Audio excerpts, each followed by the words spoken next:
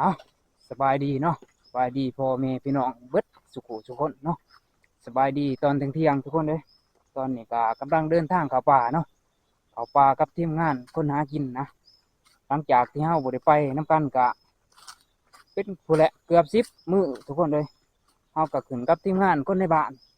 ประมาณคือทุกคนเห็นนั่นแหละเนาะกำลังสิได้มาร่วมทำงานกันนะนี่ไปผู้แหละ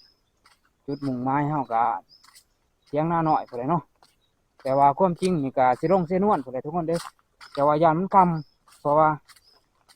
ทีมงานก็ยังบ่ทันได้มาเนาะทีมงานก็ขี่รถไถประมาณ50 คนนี่แหละแล้วก็ล่วงหน้าไปก่อนก็2 คนตอนนี้ก็มาฮอดห้วยละหังเลยทุกคนเอ้ยโอ้ยเนาะเสียงเขียดตะอวดมันห้องปุ๊ทางผู้คอยไปนี่หลายขนาดทางไอ้น่ะทางแก่งเหย้าไปหากินน้ำก่อนทุกคนบัดนี้ นั่งพักผ่อนจักหน่อยก็ทุกคนเลยนั่งพักผ่อนท่าทีมงานเลยนะเพอทีมงานเฮากับบ่ทันได้ฮอดเนาะอีกส่วนหนึ่งก็ย่างน้ำหนาไปก่อนเลยเนาะ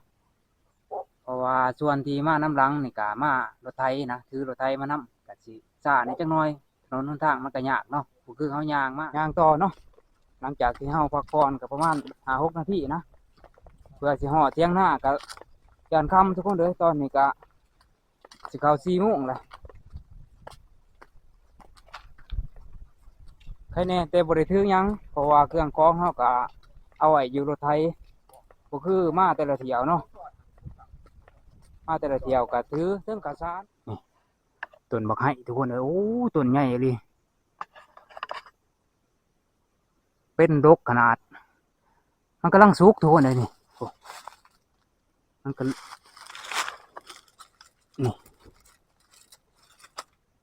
เริ่มโดนน้ำเลยนะแต่ว่าโดนบหลายโอ้นี่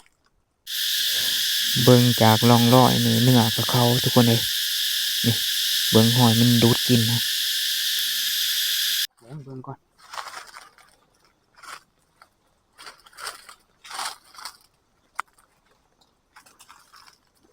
โอ้มันกำลังหล่นกาซุกบ่ทันละลายปานใด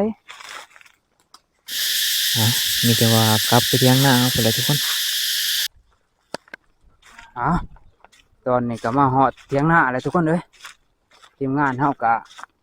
ส่วนหนึ่งก็มาฮอดเลยเนาะแต่ว่าส่วนหนึ่งก็ยังบ่ทันได้ฮอดนะเพราะว่าขี่รถไถมันสะมันทางมันก็โค้งแน่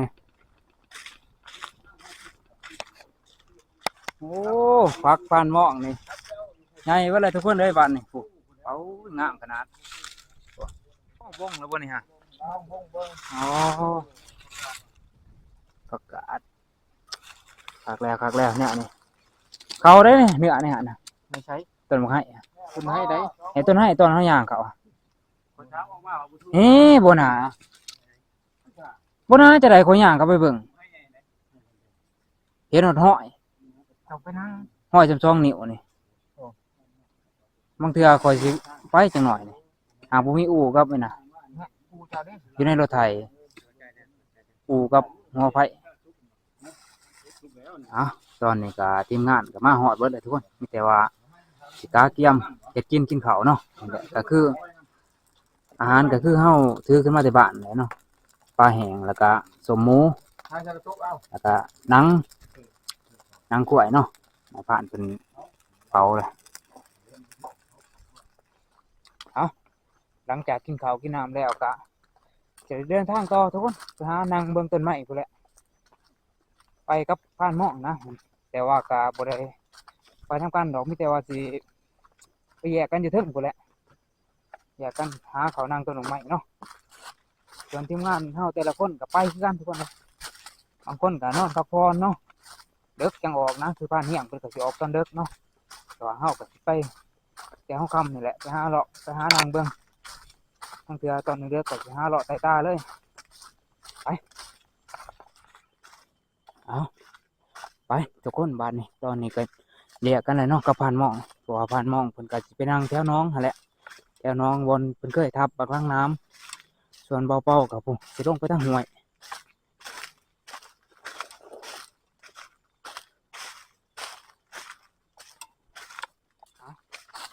จักสิจังไดทุกคนเลยเพราะว่าเฮามานี่มันก็ดึกแล้วนะก็สิได้บ่นั่งหรือจังไดแหละเพื่อกินข้าวกินน้ำแล้วก็ดึกเนาะเพราะว่าทีมงานรถไถเพิ่นก็เพื่อเพิ่นมาฮอดก็5-6 โมงละคือเฮาขึ้นมาเที่ยวนี่ก็หลายคนเนาะพอดี11-12 คนนะมาเที่ยวไปลุ้นเบิ่งนำกันนั่นแหละทุกคนเลยแต่ว่าสินั่งแถวนี้แหละทุกคนนี่เนาะสิขึ้นนี้แหละเพราะมันอยู่หิมน้ำนะเพราะเฮาก็บ่จักทางสิไปเลยเพราะว่ามันดึกแหละคันเฮามาแต่เว้นเฮาก็ยังว่าใครแน่เฮาได้หาเลาะเบิ่งทำเลมันเนาะมันก็สิเป็นห้องนะห้องก็ถือกับทางมันเที่ยวพอดีเนาะเอาแนวใดก็แนวทุกคนเลยมีแต่ว่าลุ้นเบิ่งนำกันตอนนี้ก็ขึ้นมาถึงต้นไม้ทุกคนเลยมีแต่ว่าสินอนฟังเบิ่งรหัสมันคือเก่าเนาะเบิ่งสถานการณ์พุ่นแหละแจ้งพุ่นแหละทุกคนก็สิได้ลงเนาะได้ยินเสียงคล้ายๆรหัสเหนือทุกคนมันย่างอยู่ถึงพุ่นน่ะแต่เฮาก็บ่ฮู้ว่าเป็นหยังนะเพราะว่าเสียงเขียดแต่ละโมงนี่มันก็ฮ้องเลยมันปนกันแล้วมันเฮาบ่ฮู้ว่าเป็นเสียงหยัง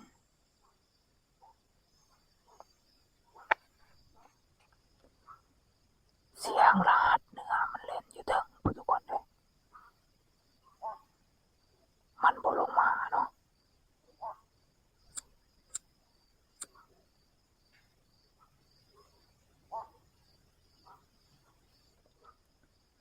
เฮาขี่กลับไปเบิ่งนี่ลมพัดไปหามันนะถ้าเฮาสิลงในยานมันได้กิน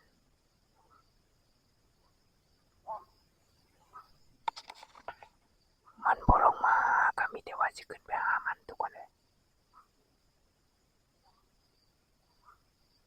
มีแต่ว่าใส่ความสามารถที่มีนี่แหละเนาะกว่าย่างขึ้นไปเพราะว่าจังไดมันก็บ่ลงมาเนาะแน่นอนว่าอยู่เทิงนี่ต้องมีต้นไม้นะบ่ทันทุกคนเอ้ยโอ้น่าสิเป็นบักทอกนะมันก็มันเข้ามากินบักไห้เนาะบักไห้นี่กำลังสุกเบิ่งมันกินแปลนเบิด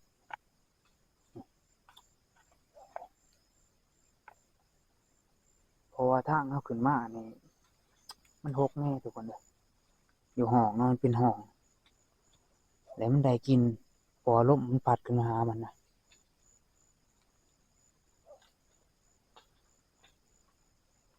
คันมานั่งมือใหม่นี่น่าสิมีโอกาสเนาะ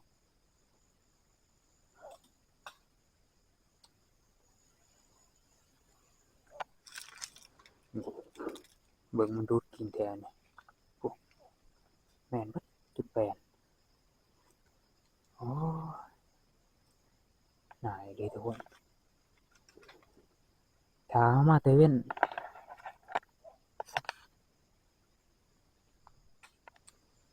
ถ้าเฮามาแต่เว้นกว่านี้จังหน่อยฮะอาจสิมีโอกาสได้มานั่งนะ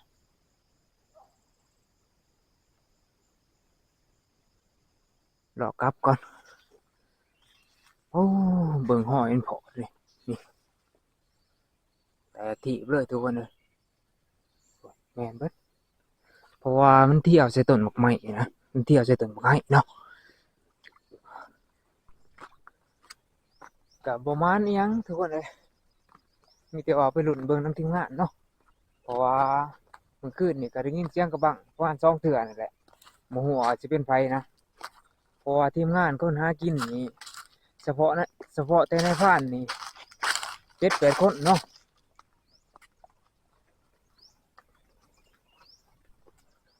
ตอนนี้ก็ย่างออกมาฮอดด่านเลยทุกคนเลยโอ้แต่เว้นก็ขึ้นสูงแหละย่างกลับไปกลับมาลงอูย่างออกมาจนฮอดนอกเลยบัดนี้ลงอูกลับเข้าไปขึ้นเนาะทีมงานเฮาก็จักมาครบเลยหรือจังไดเพราะว่ามื้อนี้หาสิได้ย้ายลงเสนวนทุกคนเลยความจริงนี่บ่าวเป้านี่อยากอยู่อีกคืนหนึ่งนะเพราะว่าอยากมานั่งต้นไม้เนาะอยากมานั่งเบิ่งต้นบักไห้แต่ว่าก็พู้นแหละสิออกไปปรึกษากับทีมงานพู้นแหละแต่ว่าไอ้นั่นก็สินั่งอีกคืนหนึ่งให้ทีมงานล่วงหน้าไปก่อนนะ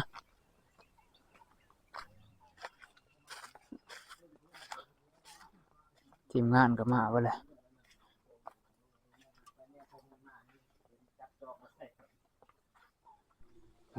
ทีมงานเขาได้มาเมื่อคืนนี่นะ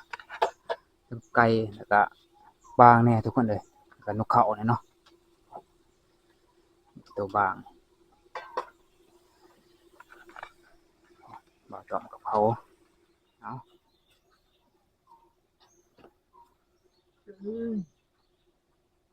เขาบักสะพัดไหลนะจ๊ะก็พอจะใช้แล้ว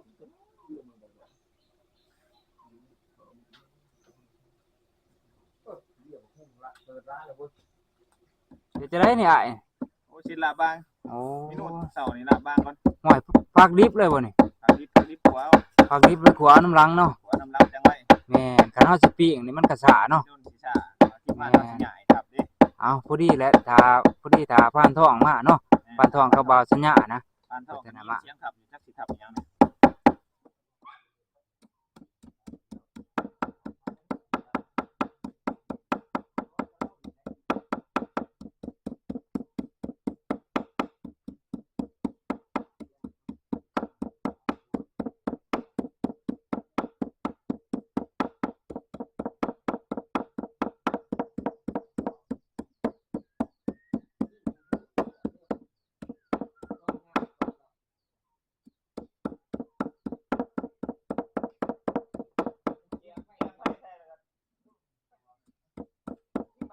สุดท้ายได้มันว่าถ้าว่ายังเฮ็ดอยู่มันสิปล่อยคนสุดท้ายบ่ลง คนใส่เนาะ ไอ้อิสราเอลลูกเดียวเบิดเลย แม่งอันนี้นี่ใส่น้อยหรือใส่หลายดิใส่ซ้ำถือกินเนาะใส่หลายบ่ โฮมซาซี 50 มันสิมีเกียร์ของ ประมาณเลยก็สิจับ ใส่หลายๆโหลดของฟันหมอ โตอิหร่าน ใส่หลายบ่มันถึงบ่ขึ้นตัว 10 นั้น กิโลเมตรมันทนได้ ตัวนี้ใส่หลายผมใส่หลายก็แซ่บหลายดิเนาะ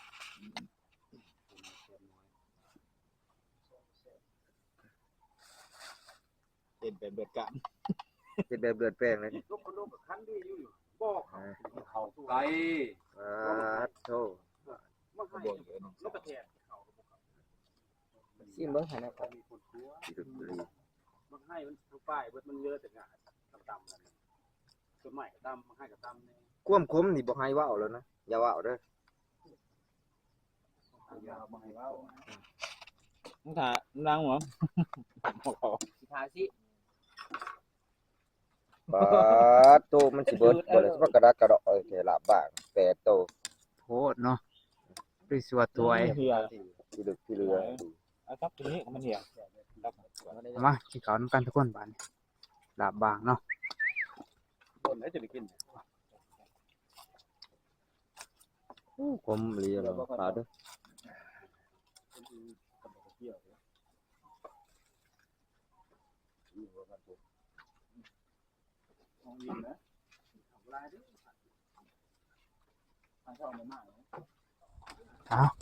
หลังจากกินข้าวกินน้ำแล้วก็กาเกียมทุกคนเลยย้ายที่พักเนาะ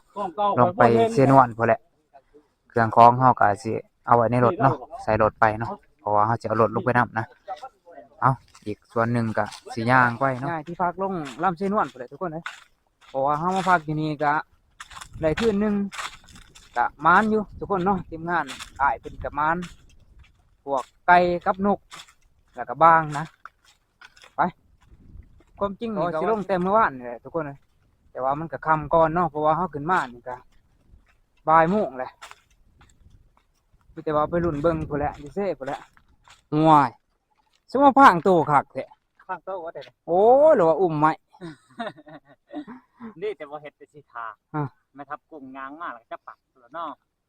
ทาไว้เลย ทารับเตาไฟ อ๋อ อันได้แอะ โอ้ขึ้นมาแถวนี้มันจะเสียงจันทร์ทุกคนเลยโอ้ห้องยันอยู่เนาะสมัยเบาเป้ายังน้อยนี่หาหลอกบักเอายางบักให้แล้วก็ย่างกกสมปล่อยเนาะมาติดนะโอ้ตัวใหญ่เลย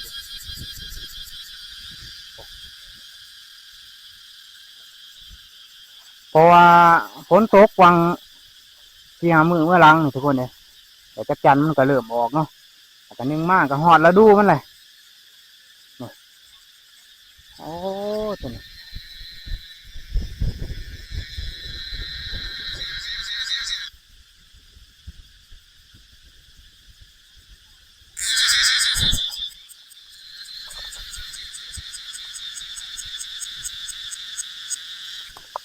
นี่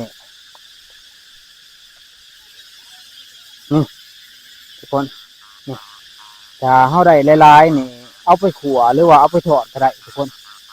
บางคนก็ป่นเอาเนาะอ่ะ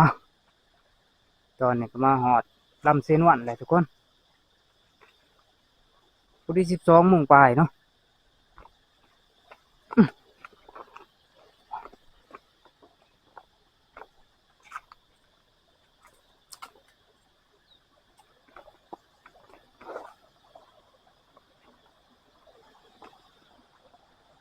โอ้น้ำนี่อากาศนี่ก็ถึงมันสิแดดนี่ก็เย็นทุกคนเลยเพราะว่ามันอยู่ใกล้แม่น้ำเนาะ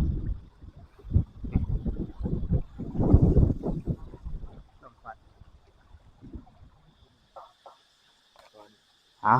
ตอนนี้ก็มาหอดเซนวันเลยทุกคนทีมงานก็มีแต่กาเกียมหาอาบน้ำเนาะเพราะว่ามันหอดเพื่อหายางมาหอดก็12 โมงกว่าสิเขาบ่ายโมงเลยโอ้ปานทองกับอีกอ้ายผู้หนึงเพิ่นก็กำลังลงมาเนาะเพิ่นก็เมื่อยคอยยางลงมานะ